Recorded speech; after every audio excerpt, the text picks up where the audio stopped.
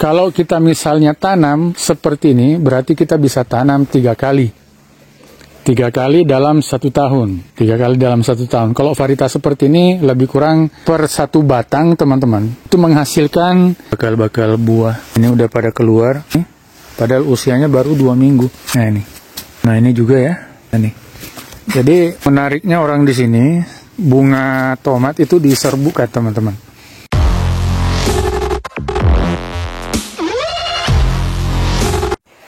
Assalamualaikum warahmatullahi wabarakatuh, teman-teman. Jumpa lagi di channel kami, yaitu channel yang menyajikan berbagai kegiatan kami selama berada di negara Taiwan ini, khususnya perkebunan, teman-teman. Bagaimana kabarnya teman-teman semuanya? Semoga semuanya ada dalam keadaan sehat walafiat. Amin ya. Saya ucapkan selamat datang yang baru pertama kali menemukan channel ini, dan yang sudah subscribe, terima kasih. Terkhusus kepada sobat tani semuanya. Semoga apa yang kami bagikan kepada teman-teman semuanya bermanfaat.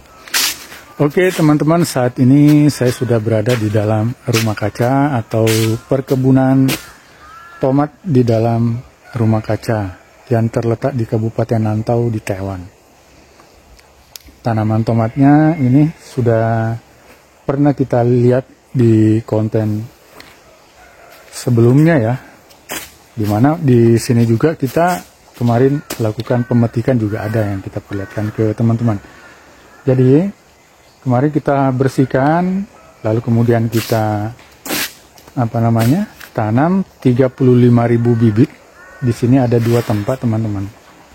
Ini wilayah B, kalau saya sebutkan wilayah A-nya di sana. Jadi kita ada 6 gerbong itu, di sini 3, di sebelah sana di A juga ada 3. Kita tanam kemarin itu ada 35.000 bibit.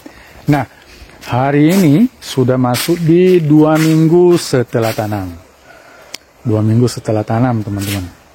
Ini sudah kita berikan pengocoran pupuk hayati atau biofertilizer ya. Pupuk hayati itu yang mengandung mikroorganisme yang baik untuk media tanam. Intinya mempercepat pertumbuhan tanaman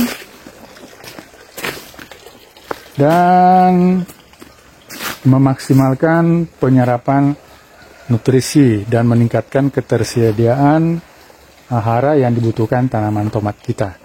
Ini sudah ada, kalau tidak salah ya, 3 kali pemberian pupuk hayati, dan sudah kita lakukan penyepraian daun ya, sekali. Nah, kita lihat perkembangannya di 2 minggu setelah tanam ini.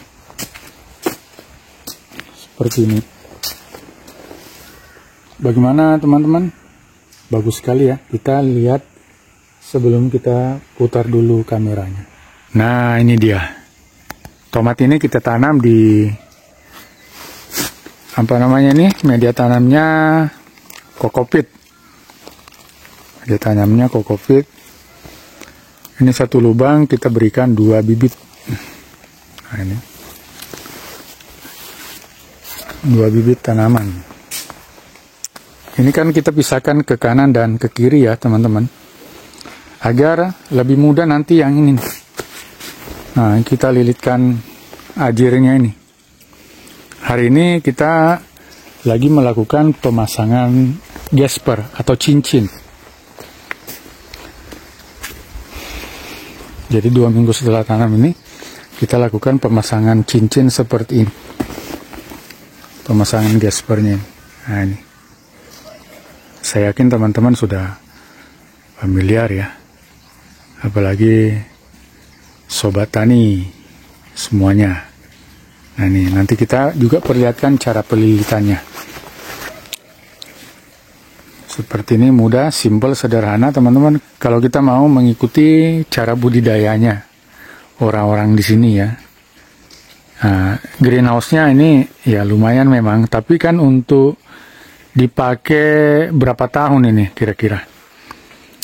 Dengan galvanis begini, waduh, anti karat, tahan lama. Jadi bukan 10 tahun saja, teman-teman. Ya, ini bisa mendekati ke 30 tahun ya. 30 tahun baru bisa ada kerusakan-kerusakan seperti itu. Jadi ini jangka panjang sekali. Dimana varietas yang ini, kemarin saya katakan itu 55 hari sudah keluar bunga untuk kita lakukan penyerbukan. Kalau yang satu ini, sejak tanam, panen, hingga dibersihkan lagi hanya 3 bulan. Sehingga, kalau kita misalnya tanam seperti ini, berarti kita bisa tanam 3 kali. 3 kali dalam 1 tahun.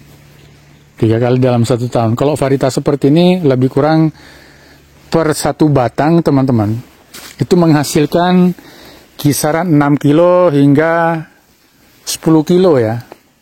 6 hingga 10 kilo 1 batang ini. Jadi kalau misalnya 35.000 bibit dikalikan rata-rata 8 kilo lah. Ya, 8 kilo produktivitasnya, produksinya dikali 3 dalam 1 tahun. Ya, teman-teman bisa kalkulasikan hasilnya luar biasa banyak ya. Jadi kalau misalnya ada yang mengatakan bangun greenhouse itu kan mahal, biayanya besar. Betul, biayanya besar. Tapi kan kalau teman-teman juga memilih pangsa pasarnya yang tepat, saya pikir juga seimbang ya. Jadi seperti itu. Beda halnya kalau misalnya kita bangun greenhouse, lalu kemudian hasilnya kita pasarkan di pasar tradisional, itu tentunya sangat tidak nyambung. Paham ya teman-teman maksudnya? Jadi ini jangka panjang. Kalau kita misalnya bangun greenhouse seperti ini, rumah kaca seperti ini, lalu kemudian kita memilih tanaman yang jangka pendek, yang memang cepat dibutuhkan masyarakat gitu ya, dengan melihat pangsa pasarnya, nah tentu ya menghasilkan teman-teman. Ini maksudnya saya perlihatkan ke teman-teman ini bahwa tanaman tomat di sini sangat sederhana. Cara budidayanya seperti ini. Di 2 minggu setelah tanam, setelah kita lakukan pemberian pupuk hayati, ini pertumbuhannya sangat cepat sekali. Tidak lama lagi, 1 minggu, 1 bulan kemudian, ya kita habis lilitkan, lalu kita lakukan penyerbukan.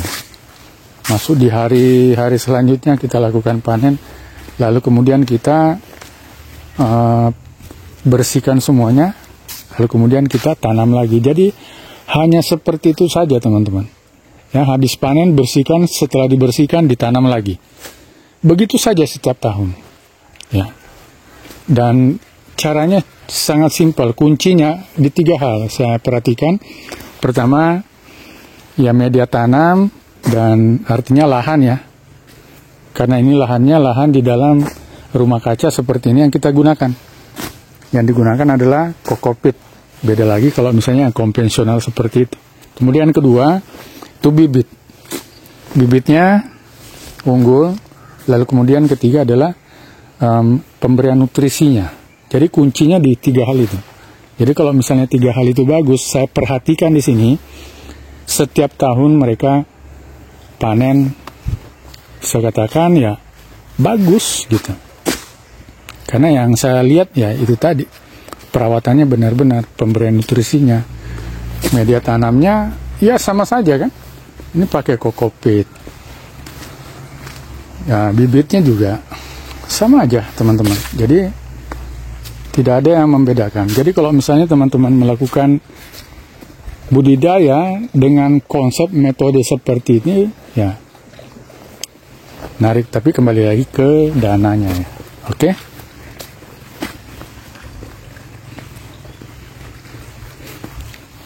Nah, ini yang belum, ini yang sudah kita berikan cincin ya. Nanti juga kita perlihatkan ke teman-teman cara penyerbukannya, karena di 2 minggu setelah tanam ini bakal buah sudah bermunculan. Nanti kita lakukan penyerbukan dan kita perlihatkan lagi ke teman-teman. Kalau misalnya ini dilakukan penyerbukan, karena di tempat saya namanya Messi sana, agak jauh lagi dari sini. Itu hampir 2 jam perjalanan kemarin. Saat keluar bunga itu kita serbukan dengan menggunakan alat polinator.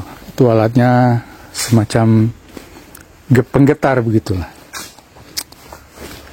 Nah, kita lihat bunganya dulu teman-teman ya. Ini sudah banyak yang keluar kembang ini.